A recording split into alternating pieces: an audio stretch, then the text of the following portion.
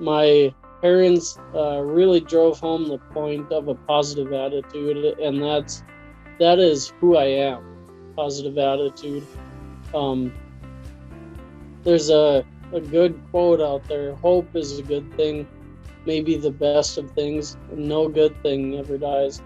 And I think about that quote a lot. My huge, big hope for the Data 2 community is that no other child should have to wake up multiple days in the hospital. That was me. It's hard to think about. I'm Andy Grundstad. I'm an agronomist in northwestern North Dakota, Ambrose, North Dakota more specifically. An agronomist sells everything agricultural related.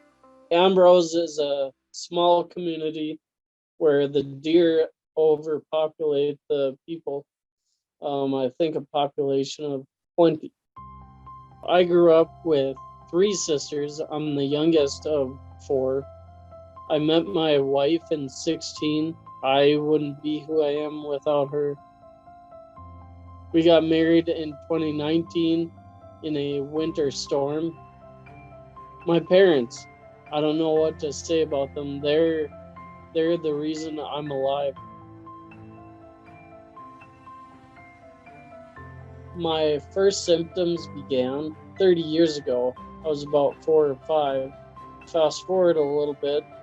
In grade school, I would constantly get bloody noses. I would be up all night puking.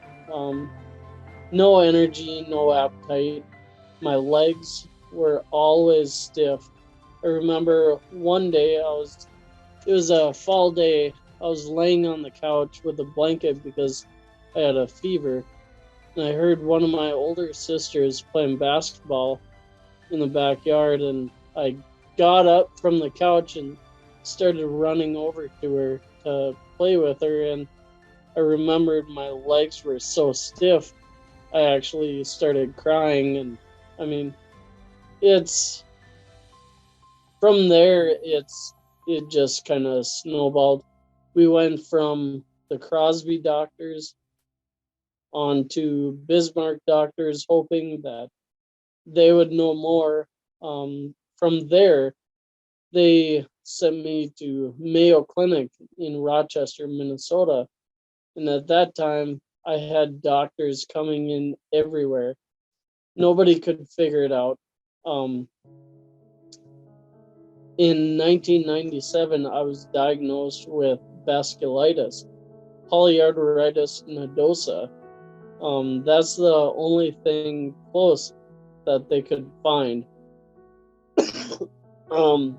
I went through a bunch of different infusions of chemo, and that seemed to suppress the Data 2.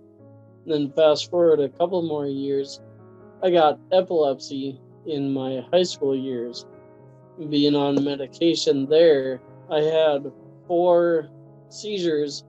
Towards the end of high school, they stopped with the seizures, but I've had a roller coaster of a life.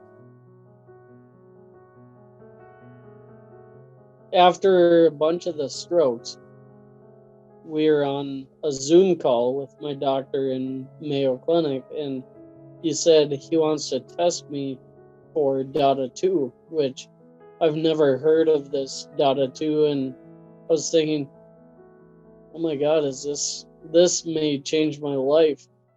And I was so excited. I'll never forget that day. It was a life changer. Since I got on the Humira, since day 1, I haven't had a fever nor stiff legs.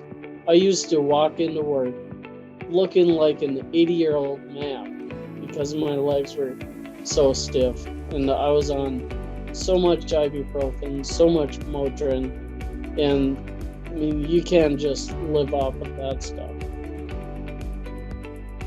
community is everything to me. When I was younger, I know people in our church would always ask my parents or my grandparents, "Oh, how's Andy doing? How's Andy?"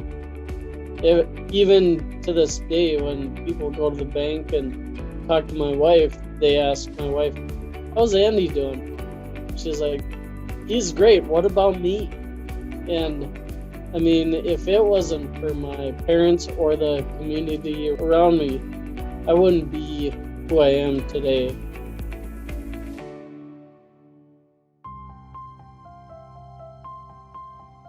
I had a ton of down points in my life, but looking back on it now, try to find the light at the end of the tunnel. Don't let any of this steal your joy. We only have one life. Make it fun. This is just a part of who we are. This isn't who we are. I have a ton of hope for the Dada 2 community. Just the people, even though you may be across the world, I'm thinking of you because a win for you is a win for me. And if you're having a down day, I'm having a down day too, because I've been there. And it is, I mean, it builds, makes you stronger going through all this. If we find a cure for Dada 2, maybe we can apply that to some of these other rare diseases.